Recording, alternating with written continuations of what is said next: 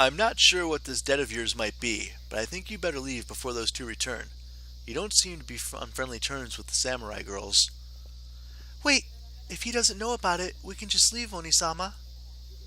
Mako, this is not how we do things. Young man, your actions allowed us to escape our earlier predicament without harm. This places us in your debt, for which we are now repaying you. Mako, do the magic. Okay. The younger girl walked forward and placed her hands upon the locked door of the cell. She began mumbling something that I couldn't even begin to understand, and her hands began to glow brightly. Different words, girls wielding weapons, and now fox girls using magic. Next on the list, I'm going to find a talkative magical sword and end up destined to save the world. That said, I was curious to see what this magic would do to the lock keeping me imprisoned. Ha!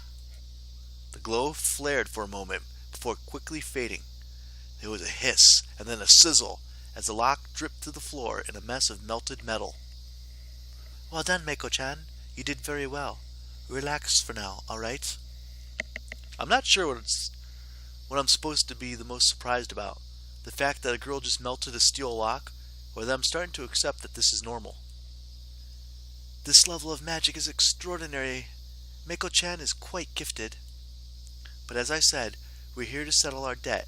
If you would like, we can escort you back to the forest where we first encountered you. I do, however, suggest that you decide quickly. The guards do not bathe for long. I should know.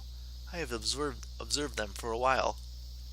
Well, I don't plan on sticking around, so I'll gladly accompany the two of you out of here. Maybe I'll be able to find my way back home. Lead the way, Peeping Tammy. Machiko, Sakura no Machiko no, not Tammy. Takahiro, but I suggest we keep the introductions for later. Very well then, Taka-kun, follow. As if I was stepping out of the cell, the sound of a familiar voice boomed in the distance.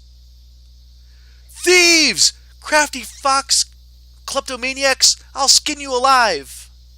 I think that's our cue to get out of here. And with that, the three of us dashed out of the prison. And that's pretty much what happened. According to the village elder, there's supposed to be a shrine somewhere in the forest. It must be the same one I visited before I got caught up in this mess. Goodness, that sounds like a terrible situation. I know that spirits such as Suri enjoy playing with people, but it seems a little cruel of her. I would speak with her myself, but fox spirits are not allowed near the shrine. Huh?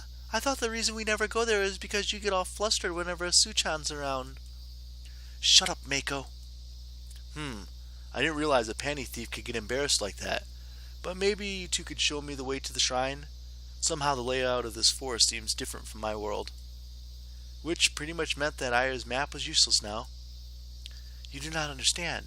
There's more to the ways of the spirits than meets the eyes, Taka-kun. I will try to navigate you to the shrine, but if Suri doesn't want us there, then we will simply not get there.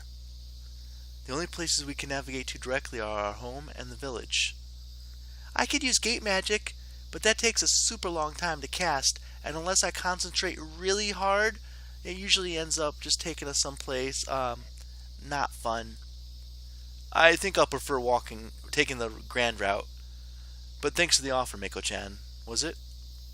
That's right! Sakura no Mako at your service. Yay, my first human friend. Silly girl. Not that I doubt your navigation skills or anything, but didn't we cross this path a while ago? Oh, you're right. Why, we're back here, Onisama. Huh? I thought you were leading the way. Wait, I think if we turn this way, cut through those trees there, we might... The girl seemingly disappeared out of sight as she stepped between two tall trees, only to be followed by a loud splash. I ran towards the trees and looked down to see the girl, arms flailing wildly, neck deep in a shallow moving river. Oh, Onisama! Onisama! Quick, please, you have to help her. I'm begging you. I'll do whatever you want. Just save her, please. Help! It doesn't look that deep, you know. Don't tell me that your sister can't. She can't swim. Neither of us can. Please, Takahiro-sama, please rescue my sister.